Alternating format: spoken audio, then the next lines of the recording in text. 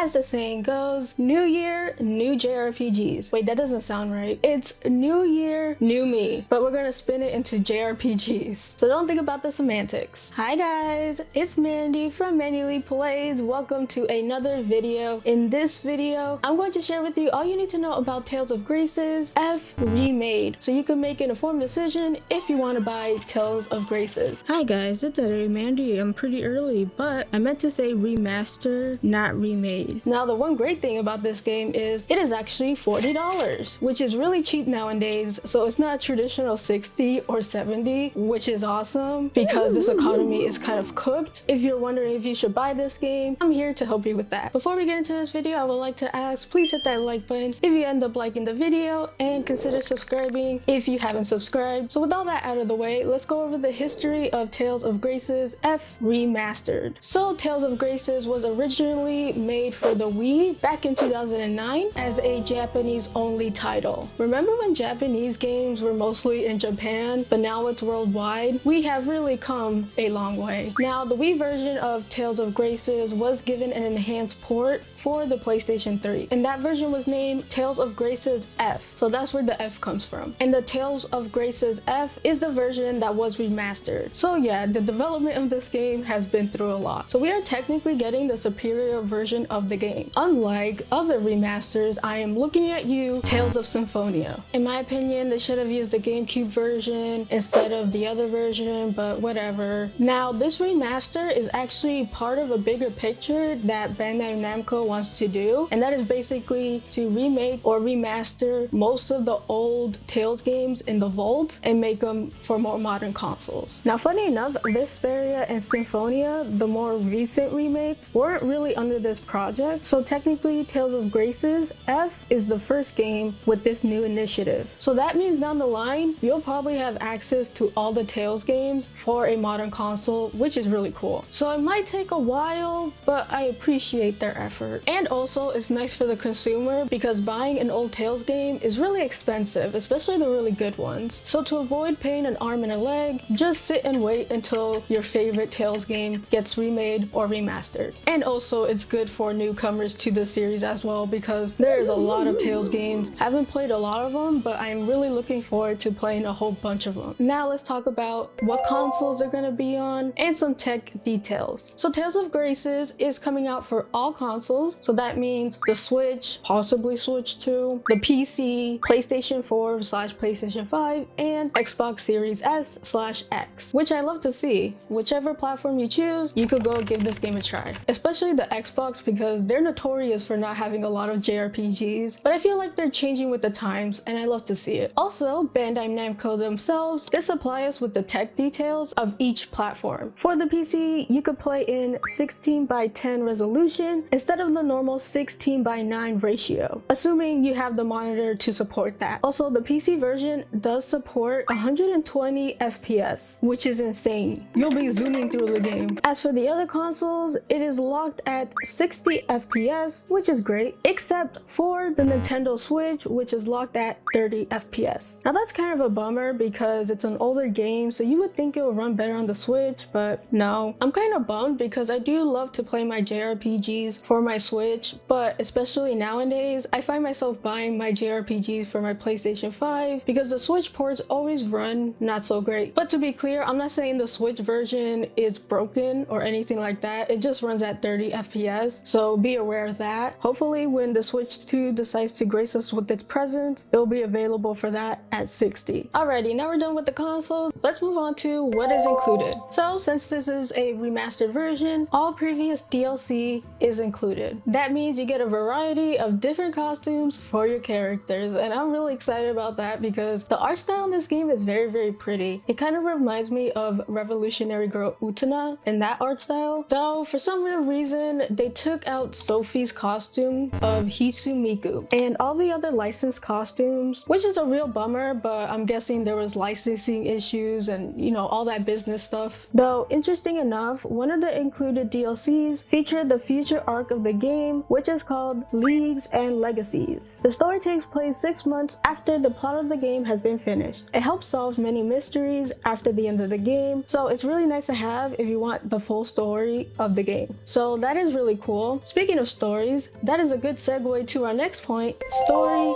and gameplay. Tales of Grace's F follows the protagonist Asbel Lant. Hopefully I pronounced that right. He is a nobleman's son who wants to protect the ones that he loves. Aww. Which, not gonna lie, it sounds very basic, like your run-of-the-mill shonen anime type of thing. I'm not hating on shonen type animes, it just sounds like a shonen type anime. As a child, Asbel befriends a mysterious amnesiac girl, which he names Sophie, along with his brother Hubert and his friends, Chera and Richard. I'm not gonna pop off on this mainly because it's not the main character with amnesia, but a side character, so I'll give it a pass for the amnesia. Now, this game is told in 2 parts, so the whole beginning is basically a prologue to the whole game. It even has that thing where it transitions into an older version of the characters. Asbel returns to his hometown after hearing that his father died, but now that he's older, he finds himself embroiled in political turmoil. But it's not all doom and gloom because he does reunite with his friend Sophie, along with Chera and Hubert. Now, going through their nostalgia trip, they realize that Richard is not there because he is now king and is hell-bent on destruction. So you and your friends go through this journey to help stop Richard from whatever he's doing. Bad Richard.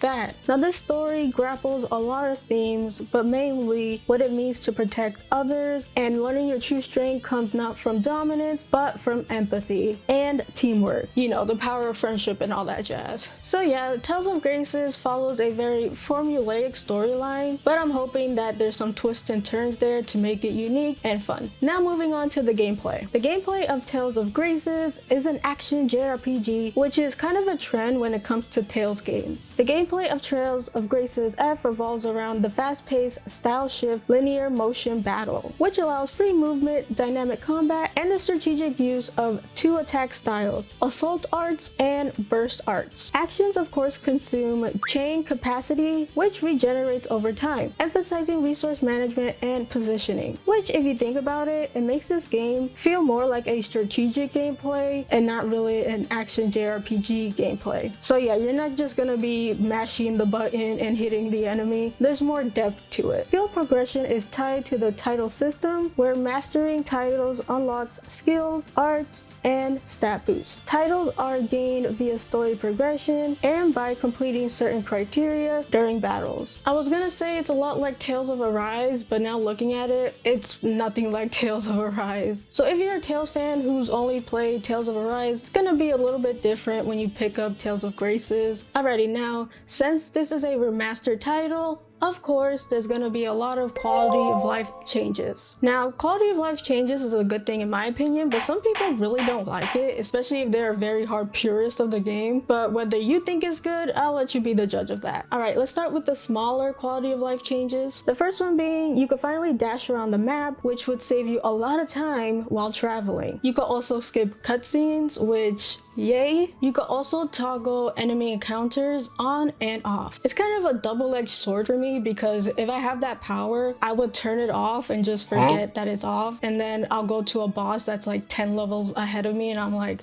oh yeah, I forgot to grind. So, you know, be aware of that if you could relate. And thank the heavens, there's actually a marker to help you get around and to not get lost, which is just blessed. Now, some people might not know this, but I am really bad with directions in video games. I'm like Zoro from One Piece, who just constantly gets lost. Yeah, that's me. So having a marker is really important to me personally. At the same time, limited time events will be shown with the little hourglass icon on your map, making it easier to find and to keep track of. Now, one big thing that they added in this game is the inclusion of a grade shop. Now, this is big because this feature is typically unlocked during a new game plus, but now they included the feature for your first gameplay as well. The grade shop is a shop full of bonuses like trading XP for gold, double experience, extended inventory, but of course it does require currency called grade to unlock all these bonus features. Really convenient stuff that you want in your playthrough. Another feature is if you're killed in battle, you have the option option to retry that battle, so you don't have to go back to your previous save point. And it saves a lot of time, especially for me because I die a lot. I know that's a skill issue, but this feature is only for regular battles, so if you hit up a boss, you probably can't start the fight again. And to make this game feel more inclusive to more people, it does have an option for color blindness for those who can't see certain colors. Inclusion in gaming is so good. Love to see it. No pun intended. Oh my god. Alrighty, time for the extra round. Now, as usual, this section includes points that I couldn't put in the other categories, so I put them in the extras. First one being, there was actually skits in Japanese that weren't available to everybody else, but with Tales of Grace's F Remastered, we're finally getting that in the West. This also means the original voice cast returns once again to record their lines, and it was really cool that they were able to reprise their roles. There's also subtitles available, not only in cutscenes and the overworld, but also in battle, because there's a lot of stuff going on in battle and you sometimes don't hear these people, so having subtitles is a good help. There's also dual audio in the game, so you could switch to Japanese audio if that floats your boat. I personally always love English dub. We need more dubbing over here, especially with JRPGs, please. And of course, if you're playing the PC port, there's a bunch of other options. So from what I've been seeing, this is honestly going to be a solid remaster, and it's already a better experience from the Tales of Symphonia remaster. And for $40, that's a pretty good deal. So good things all around. Please tell me in the comments down below if you're getting the game, if you're not, if you have any questions, please let me know. Also, please hit that like button if you like the video, and if you like my channel, I would love to see more JRPG content, then please subscribe. I would appreciate it. You can find me on my socials in the description down below. I hope you guys have a beautiful rest of the day, and as always, play a good game. Peace.